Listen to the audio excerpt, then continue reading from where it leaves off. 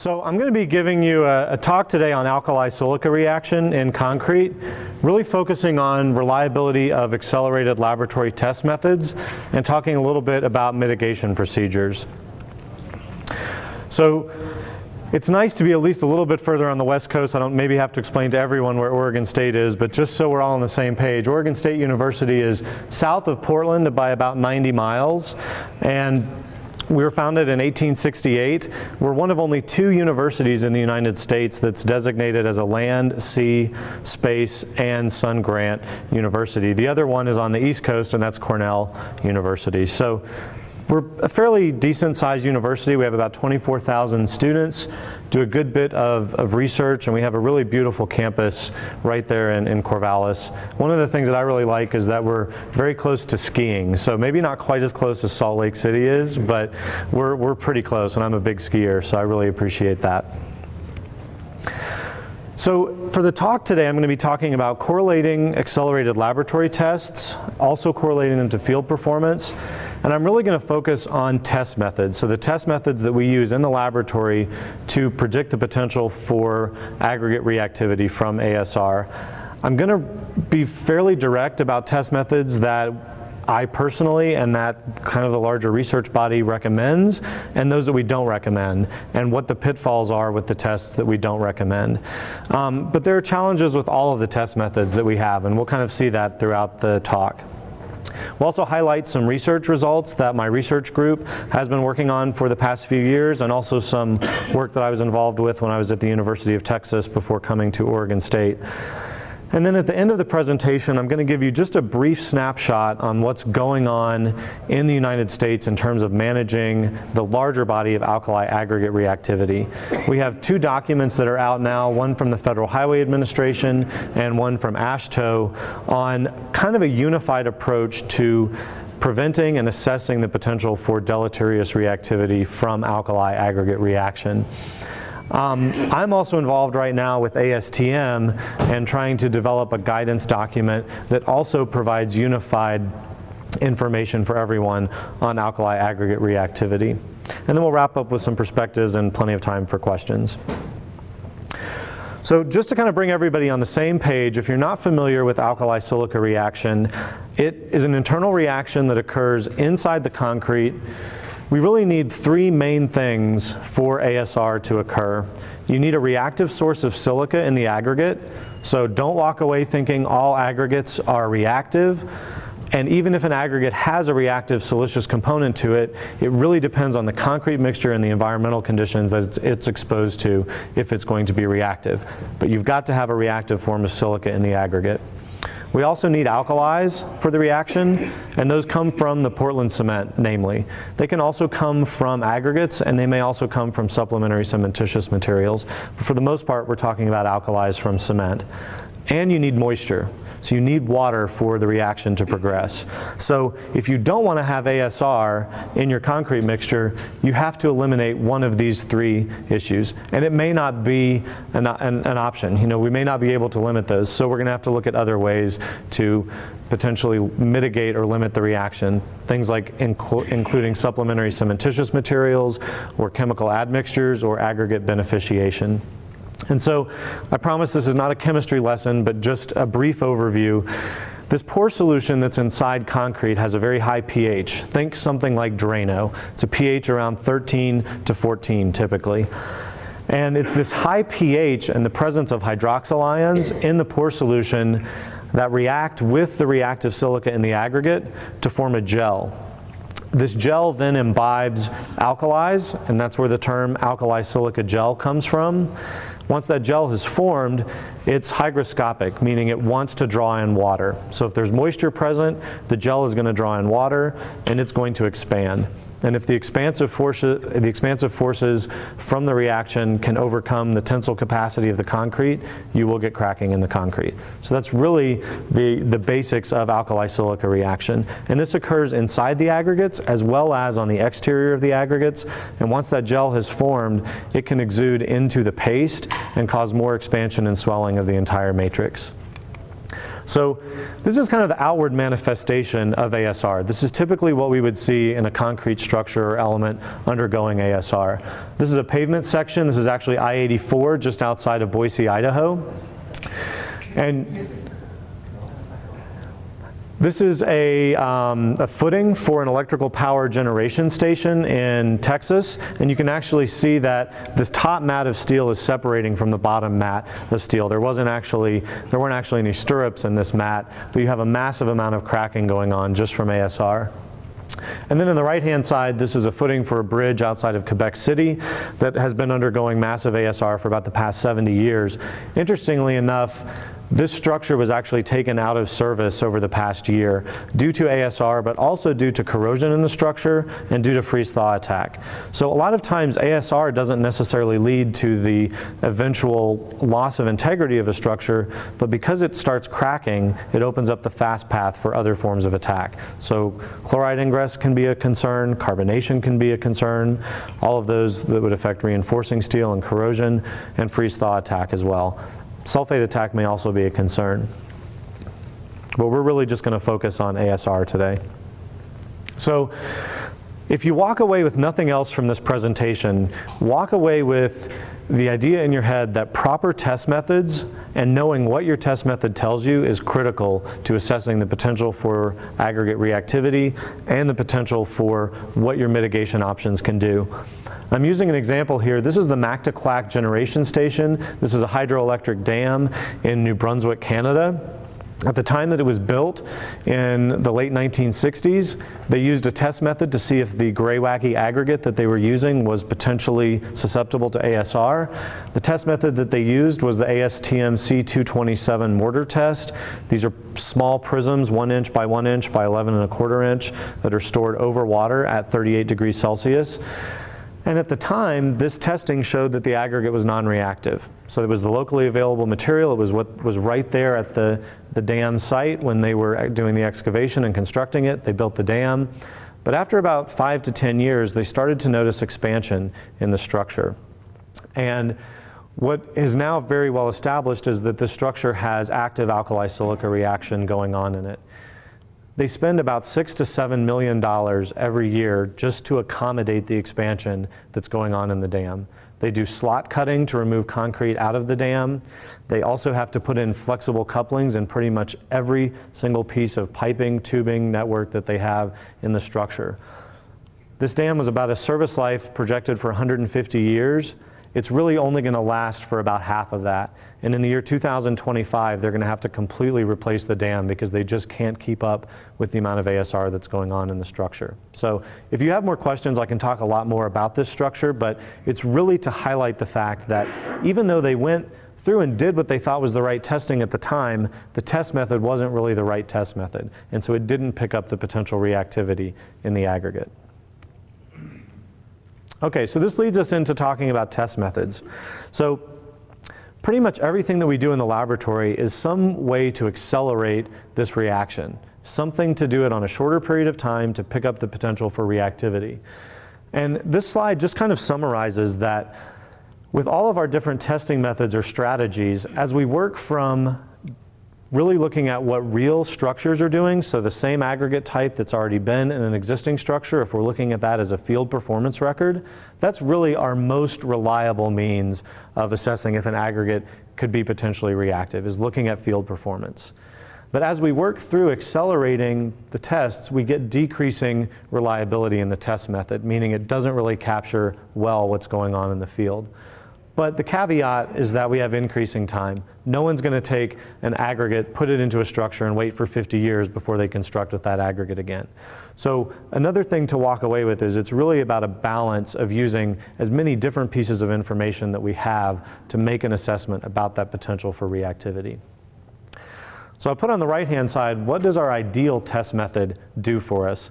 So the ideal test method is rapid. It's obviously reliable. And perhaps really important, it's capable of determining the performance of a real job scale mixture. So I want to be able to assess that actual job mixture in the lab that I'm going to be putting out into whatever the structure is and get some idea, is this going to be potentially reactive? We want to be able to take into account the influence of the aggregate reactivity. We'd like to be able to know the influence of alkalis coming from the cement. Remember, those alkalis are a key part of the reaction. And we want to take into account exposure conditions. Everything that we do in the lab is under a very controlled condition. But what's actually happening in the field where we're going through wetting and drying and we're going through temperature changes? But unfortunately, we don't have this test. Okay? This just simply does not exist right now. It really is a need that the industry has. It's something that researchers are working on developing, but I will tell you, getting this ideal test is very challenging. So I think we really have to rely on a suite of tests. We have to rely on our best practices documents, and we can't just use a one-stop shopping approach for looking at a laboratory test. So this is kind of a hit list of our commonly used ASR test methods. And what I've done is I've highlighted in orange what are our recommended test methods based on the research knowledge that we have now, based on field performance, and based on all the work that we've done. What are the best test methods that we would recommend?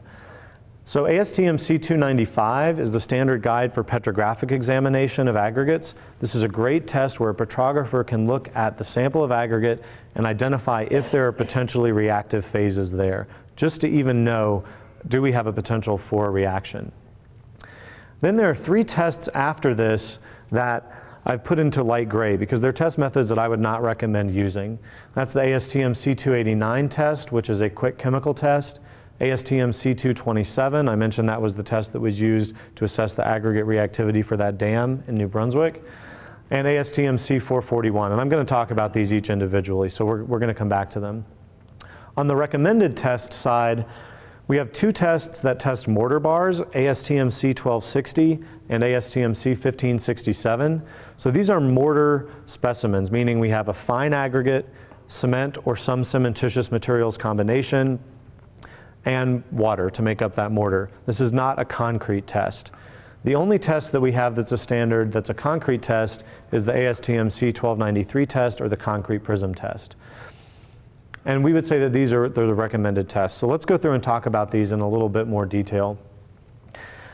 I think first of all though, if we're looking at just an idealized graph, if we were to plot our expansion in this accelerated test on the y-axis, and we were to plot our expansion in a real structure, the ideal relationship that we have is a line of equity, so that the test in the laboratory tells us exactly what's going to happen in the field.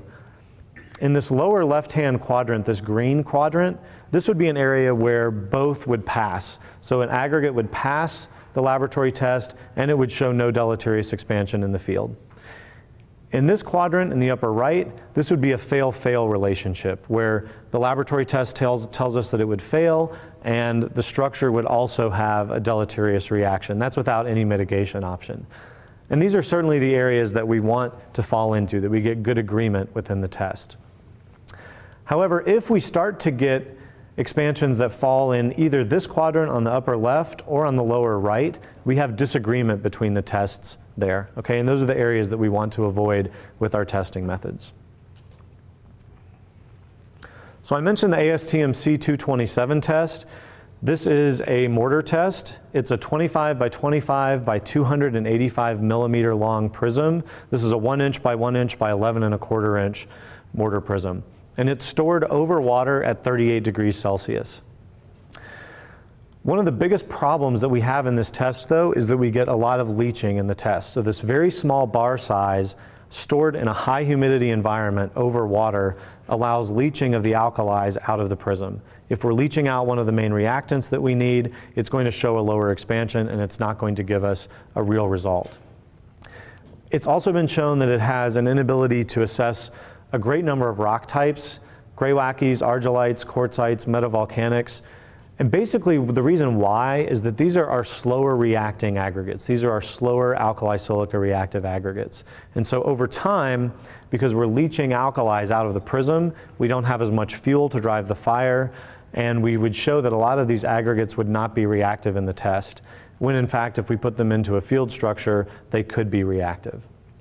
So this is not a recommended test method, either for identifying aggregate reactivity or for identifying prevention levels or mitigation options that we would use to prevent the reaction.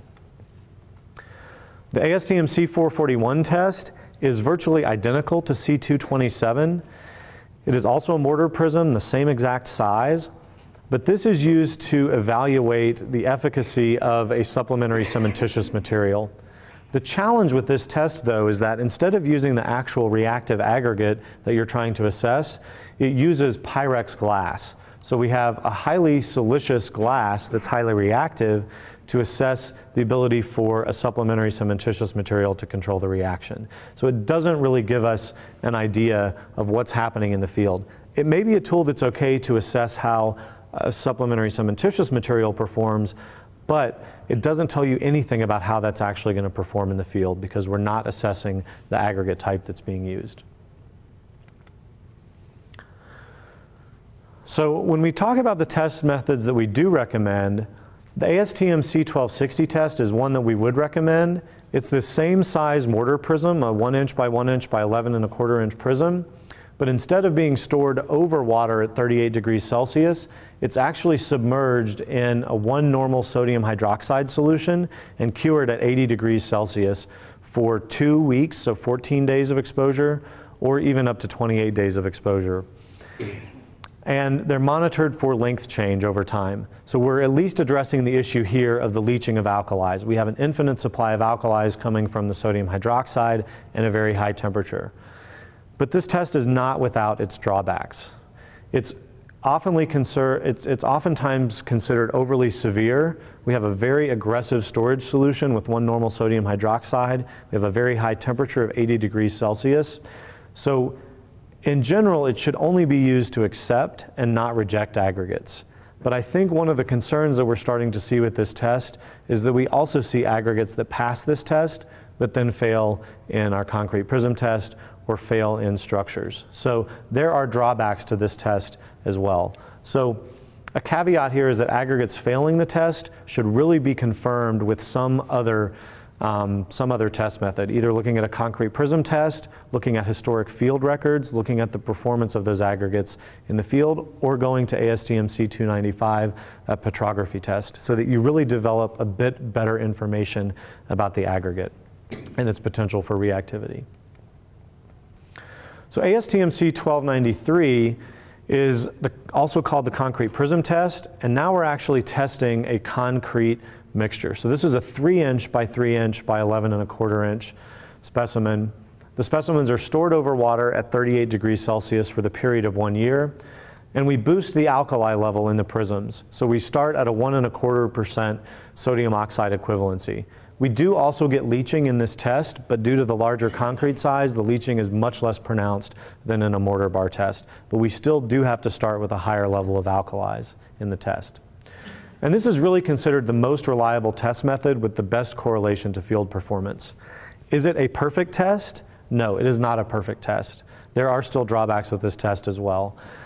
Probably the 3 biggest issues are that it still does not allow the testing of a job mixture, meaning you have to follow the proportions and the alkali loading for this test to pick up the reactivity of the aggregates. It also can't assess the alkali loading in a mixture.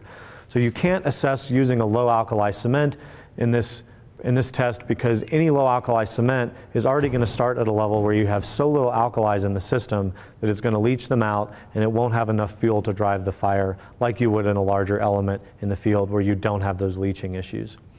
It's also 1 year long for assessing aggregate reactivity, so it's a very long test. So this is the drawback to this test as well.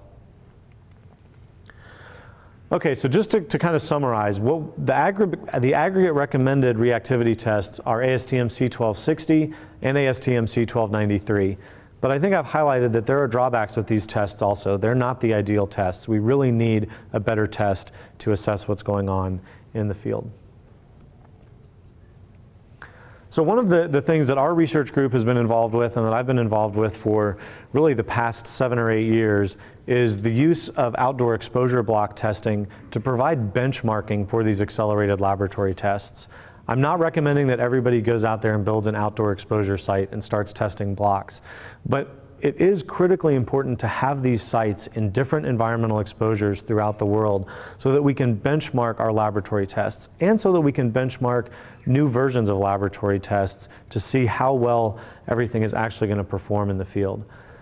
So we've kind of arrived at a standard block size for all of these sites. It's a 300 by 380 by 720 millimeter block. Uses a fairly high cement content. We boost the blocks much like we do in the concrete prism test, but we also run unboosted blocks. So we also run at a still a high alkali level, but not at a 1.25%. And really the great thing about this test is that the concrete blocks are stored in outdoor exposure conditions. So we're really able to get an idea of the environmental performance of the concrete mixtures. And we run concrete prism tests at the same time that we do these outdoor exposure blocks. Okay, so I've mentioned most of the comments here, so we'll move forward. But just to show you a snapshot of the main exposure sites that our group is working with now, and these are some of the main exposure sites that exist throughout North America. There's a very large site at the University of Texas at Austin. That's what I was involved with when I was there working on my master's and PhD. There's also a site at CanMet, or MTL, and this is kind of the Canadian Standards Association. This is in Ottawa, Canada, and through their natural resources division of their government. We have an exposure site at the University of New Brunswick, so very close to where that dam is. And we have an exposure site just off of the coast of Maine at Treat Island. So we can really get an idea of different exposure conditions where we have high temperature and also high humidity for a large portion of the year. We've got cooler temperatures in both of these sites, and we have a very aggressive marine exposure site here in Treat Island. We're also building a site at Oregon State University at our labs inland. We're looking for a site at the coast, and Houston is also going to have a coastal exposure site also. So we're really looking at all of these outdoor exposure sites to provide benchmarking information for these accelerated laboratory tests. So I like this graph because it does a good job, I think, of illustrating the importance of specimen size on alkali-silica reaction. And so in the lowest line here, what you see are these mortar bars, so these 1 by 1 by 11.25 inch prisms. As we go to a slightly larger size to concrete prisms, and then as we move into larger scale concrete blocks. And what you see is that the alkali loading is plotted here on the x-axis, so these are the alkalis namely coming from our Portland cement, and expansion on the y-axis. So in order to pick up the potential for reactivity of an aggregate, we really have to get to a higher alkali level in the cement just from the leaching effect with these smaller specimens. You can see at the larger specimens where we don't have that pronounced leaching effect, we see that we get a higher expansion and we get the expansion occurring earlier on. So I think this really helps to drive home the idea that leaching is a real problem in these accelerated laboratory tests, and we've got to move to larger sizes or to an increased alkali loading in the concrete mixtures to pick up the potential for reactivity. Okay, so if we know that we've got the potential for reactivity, we want to do something to still use that aggregate source. So this is just kind of a snapshot of the main mitigation techniques that we use for ASR in fresh concrete. So this isn't addressing what happens when we have hardened concrete already undergoing ASR. This is what we would do for fresh concrete. So most supplementary cementitious materials can be used to control alkali-silica reaction. It's very much a function of the components and the composition of the supplementary cementitious material. I've highlighted some of the main important ones here: the calcium oxide content, the silica dioxide content, the alumina trioxide content, and the sodium oxide equivalency in those mixtures. Really plays an important role on how effective they're going to be at controlling the reaction. The dosage rate is also very important. So one thing to walk away with is that I mentioned most SEMs can be used to control ASR. You may need higher volumes of certain supplementary cementitious materials to control the reaction for a highly reactive aggregate. It also depends on the nature and level of the reactivity of the aggregate and that alkali content coming from the Portland cement. Lithium can also be used to control ASR in fresh concrete, and I've underlined this in fresh concrete. It may also be used in combination with supplementary cementitious materials. So let's say you have a very high volume of fly ash that's required to control ASR, but that's going to result in a negative impact on your constructability. You may be able to look at combining a lower dosage of that fly ash with lithium or a lower dosage of that with another supplementary cementitious material to basically improve your constructability of the mix without impacting the alkali-silica resistance. One thing that's really important to mention about lithium, a lot of research has come out in the past couple of years to highlight that a one-stop shopping dosage for lithium does not work for all aggregate types. The amount of lithium that you need to control the reaction is highly dependent on the aggregate reactivity level and also on the form of lithium, whether you're using lithium hydroxide, lithium chloride, or lithium nitrate.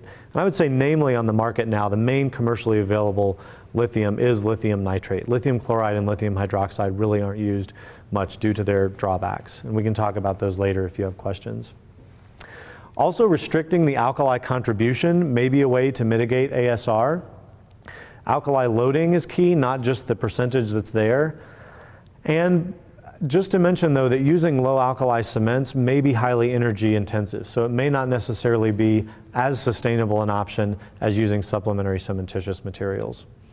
And certainly you can avoid using reactive aggregates, but in most cases I think we'd all realize that that's really not going to be an option. We're not going to be trucking in aggregates from thousands of miles away just to get an aggregate that's not reactive. Okay? So I'm going to talk just a little bit about almost the same methods that we recommend for testing aggregate reactivity are the same recommended methods for assessing how well a supplementary cementitious material will control the reaction.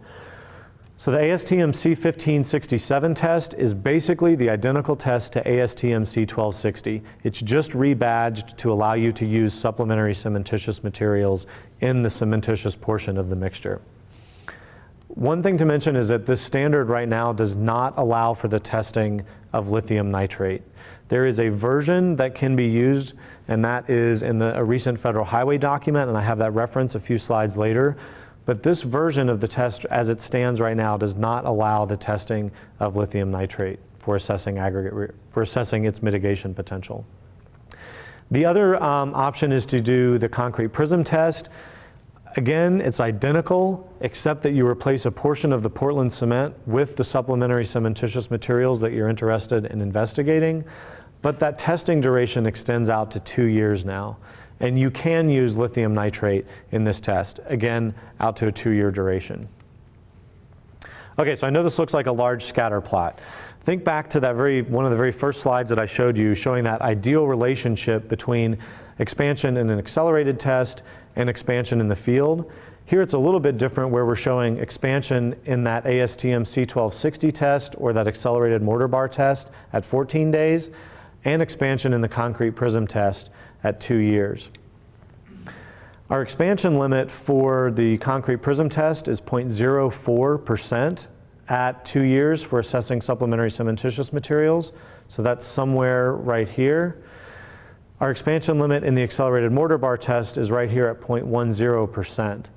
And what I've actually shown in this figure, and this is a figure from a recent paper, are the standard deviations basically. So we know how much inherent lack of reliability there is in the test. So this is showing that for the concrete prism test, it's 0.04% plus or minus 0.018%, and for the accelerated mortar bar test, 0.10% plus or minus 0.03%. And so the cluster of results that we have in the lower left or the upper right-hand quadrant, those are good results because they tell us that the ultra-accelerated test at 14 days is correlating very well to the 2-year concrete prism test. However, what's of a concern to us is the values that we have in the lower right, and certainly this cluster of values that we have in the upper left here. So there are still discrepancies in this test. We do still have disagreement, and we're actively working to try and figure out exactly why that is, and to try and benchmark that to some of these outdoor field sites. But I think with reasonable confidence, we know that an expansion limit of 0.10% at 14 days corresponds very well to the 2-year concrete prism test, and it also corresponds very well to long-term field structures that we have. But there are still challenges that we have to overcome. Okay, so this is just a figure to highlight that almost any supplementary cementitious material, when used in the right quantity, can be used to control a reactive aggregate. So this shows a fairly highly reactive aggregate. This happens to be the Sprat limestone aggregate out of Canada. And this black line shows you the control. So this is a concrete mixture without any mitigation options in it. And at 1 year in the concrete prism test, we would be at about a 0.24% level of expansion. If we start including slag as a replacement level for the Portland cement, you can see that as we increase the amount of slag, we're decreasing the amount of reactivity in the sample. But 25% slag is just not enough. We really need to get to about a 50 or 65% level of slag to really control the reactivity of this aggregate.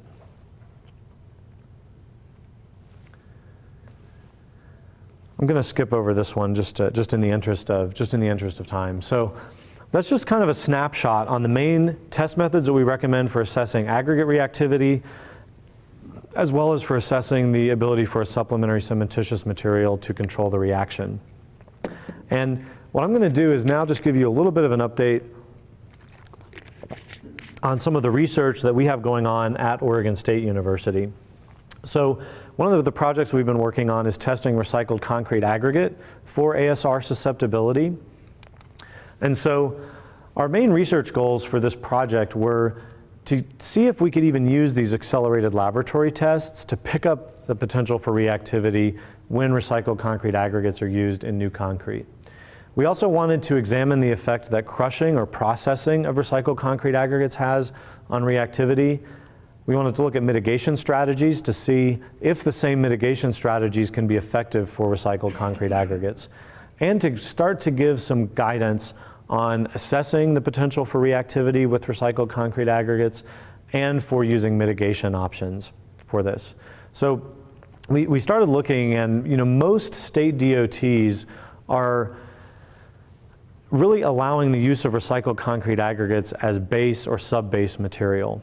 But there is a lot of interest in using the material in concrete. Certainly pavements are one of the areas that is maybe one of the most forgiving, and one of the areas that people are looking at using them in before we maybe make the jump to structural concrete. So I think we're going to see this as an emerging issue. So we were using a highly reactive recycled concrete aggregate for part of this study. We also have been able to obtain some of the concrete from that bridge that was taken out of service in Quebec City, Canada, and use that in our studies as well. So just a snapshot on the test methods that we use. We're using the accelerated mortar bar test. We're also using a relatively new test, a concrete microbar test. And you can see that this is a slightly larger specimen, a 1.6 by 1.6 inch cross section, and it's a little bit squatter, a little bit shorter, so about 6.3 inches. And what that allows us to do is to use a slightly larger size aggregate. So we can still use the accelerated test conditions of the accelerated mortar bar test, but we don't have to use all fine aggregate in the test.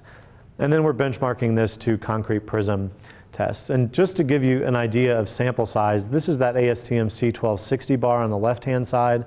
This is the concrete microbar, the slightly squatter prism, and then the larger concrete prism, the 3 by 3 by 11.25 inch prism.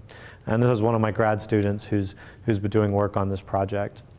So I'm going to keep this fairly brief, but I mentioned one of the things we were interested in looking at was the effect of the crushing procedure on alkali-silica reaction. So we have two different types of material, either crusher's fines or recrushed fines. So the crusher's fines are material that's produced when you take the bulk, the large pieces of recycled concrete aggregate that have been broken up into, let's say, foot-sized pieces out on site. They're brought back to a crushing operation and they're crushed down to something akin to, let's say, a coarse aggregate size. So we're talking about 1/2 inch, 3/8 inch, 3/4 inch, 1 inch size aggregate. But there's a lot of very fine material that's produced during that crushing process. And so we've obtained the crusher's fines from that process as one sample. Okay, so that's the first set of material we're looking at. We then also took the remaining larger size aggregate that was still there, so something on the order of the 3 to 6 inch size, and we've broken that up in the laboratory in our own laboratory crushing equipment so that we're preserving the slightly larger sizes. We're not using the very fine material that comes off at the back end. And what's really important to take away from this, these are 4 different sources of recycled concrete aggregates. The blue is the crusher's fines and the red is the recrushed material. And what you see is that typically for all of these different types of reactive aggregates, the crusher's fines produce a lower level of expansion in the accelerated mortar bar test than the recrushed material. And what we've really shown is that the reason why is that this crusher's fine material has a much higher paste content to it. It doesn't have as much of the parent reactive aggregate in it. So if we use the recrushed material or this larger size material to begin with, we're preserving more of the reactive aggregate as well as paste in that fraction, and we see a higher reactivity level there. So the implication is that depending on what material you may be using from the crushing process, you may have different levels of reactivity, and you need to be able to take that into account. So this is just a bit of a closer up graph on the very highly reactive aggregate if we're doing different replacement levels of the recycled concrete. So this would be combining what we know is a recycled concrete aggregate that's reactive with a non-reactive fine material in the test. So at 100% replacement, this is all a recycled concrete aggregate that we know is reactive. And the expansion limit in this test is 0.10% at 14 days. So right about here is where our expansion limit is. And at 14 days, the 100% replacement level doesn't really quite pass the test. If we get to a 50% or a 25% replacement level, we're getting to levels where we may actually pass the test, but certainly this upward trend is probably concerning. So we would want to do some sort of a mitigation measure for this.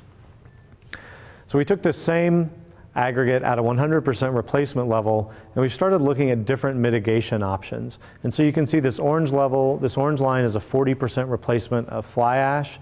The blue line is 50% replacement of slag. And what we really noticed is that we're really not able to get the reaction under control, even with a fairly high replacement level of fly ash or slag. And what we would need to do is we need to get into a ternary blend. So this is a 25% fly ash replacement with 10% metakaolin, and then a 40% slag with 10% metakaolin. And this is where we're really able to drop that reactivity level well below the 0.10%.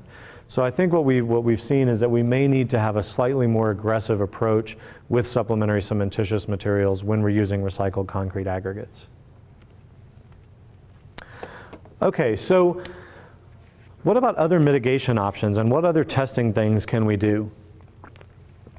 So what about using lightweight fine aggregate as a potential for reducing the expansion due to ASR? That could be an option. We've also seen a lot of agencies that are wanting to do combined aggregate testing. If we look back to the way that the test methods were originally developed, we're really only assessing either the reactivity of a fine aggregate or the reactivity of a coarse aggregate. So in ASTM C1260, we're typically not testing combinations of aggregates, but there's a lot of interest in doing that. And then lithium nitrate, as I mentioned, also might be another mitigation option.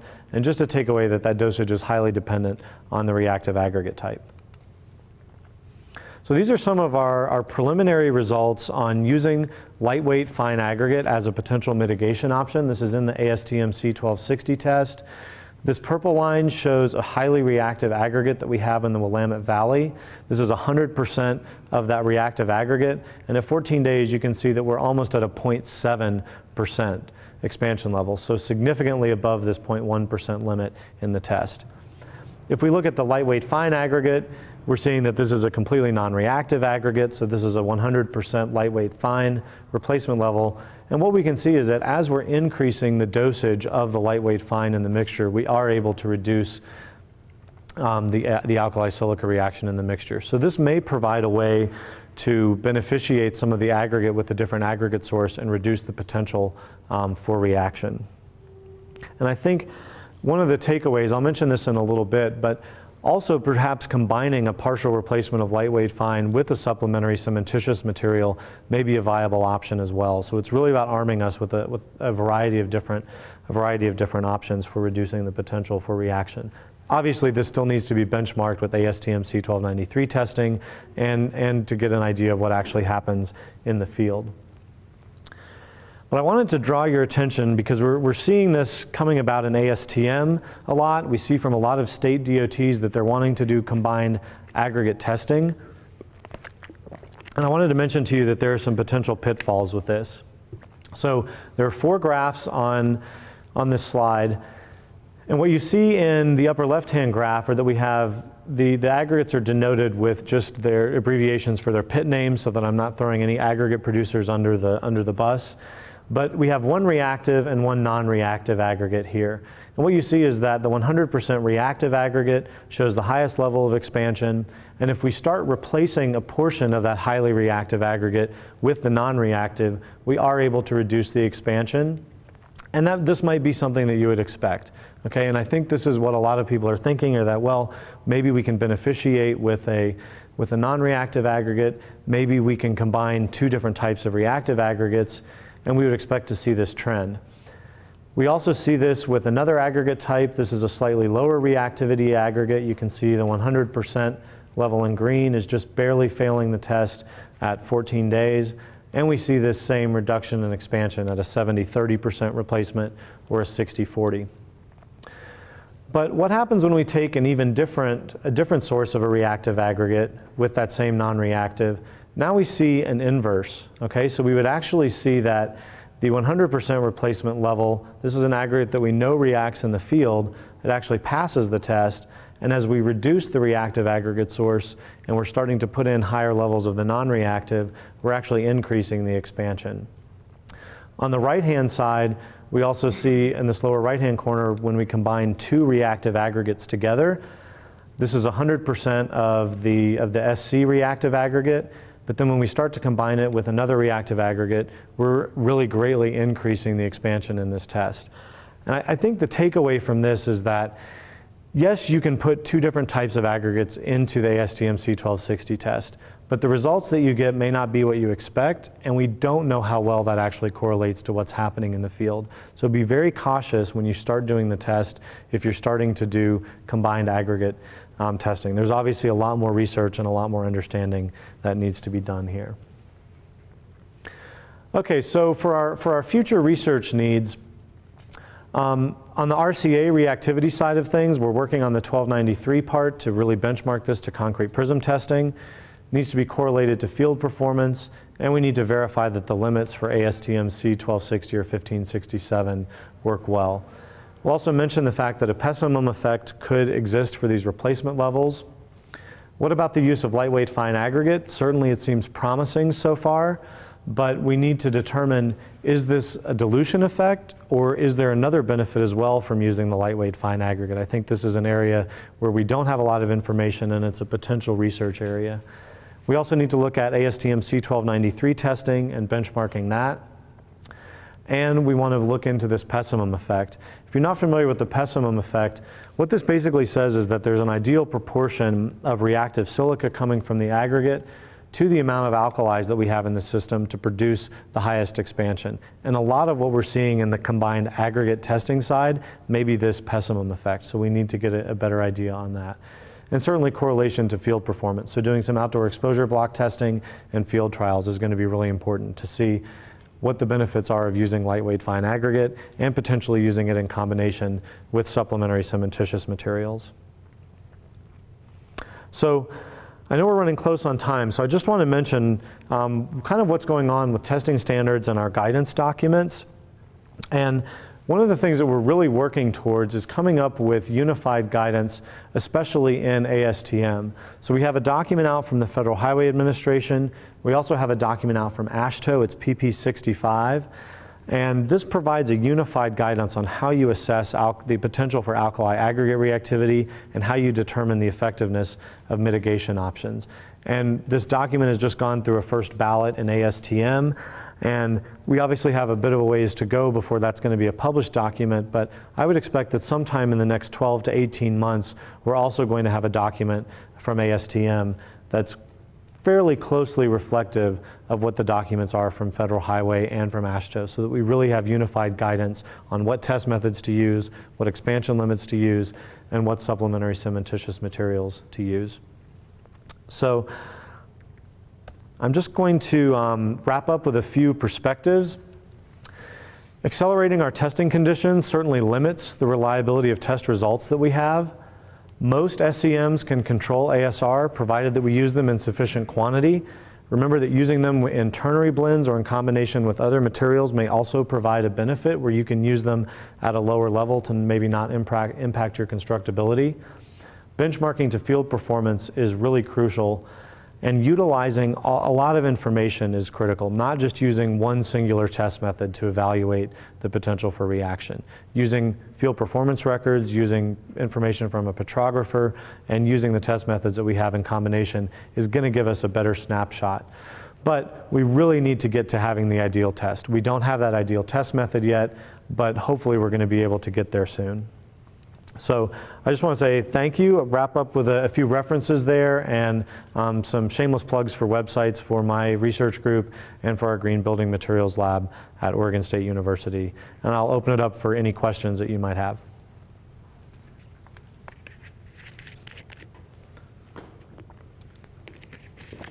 Yeah. One of the questions, of course, from the department side and maybe also from the field is code or not to code. I'm talking about, of course, the reinforced concrete, of course, and of course some maybe corrosion on the rebar itself. Are there any kind of evidence of the alkali reaction with the rebar? So the question was, one of the questions is, do you coat rebar or do you not coat rebar for potential corrosion issues? And do we have any evidence that there's an increase in potential for alkali-silica reactivity? So I would say that I'm not a corrosion expert. I won't pretend to play one while I'm up here. I would say we don't really have any evidence to suggest that there are any greater issues with alkali-silica reactivity from coating or not coating the rebar. But I do think there are potential issues that have been highlighted with epoxy coating rebar. You know, because it's fairly difficult to install it perfectly every single time. And if you can get corrosion occurring localized and coming under that coating, you may lead to a problem where you don't get the evidence that you've got corrosion going on, where you would see cracking or you might see some spalling or efflorescence of corrosion products until you get to the point that you're actually popping off an entire section. So, like I said, I won't play the corrosion expert. I'm not one. But I think there are concerns with epoxy-coated rebar, but not from an alkali-silica reactivity standpoint. I've not seen that. Yeah? With the 1293, how often do you think it would be necessary to evaluate the source? You know, maybe like you're saying, 2-year, test, in our area, all the ASR tests have to be done yearly. Right. But when you're looking at time like that, if that's the best way to go, how often would you think that would be necessary if it's an established source of aggregate? Okay, so the question was, how often would I recommend doing 1293 testing to basically benchmark what the reactivity from an aggregate source is?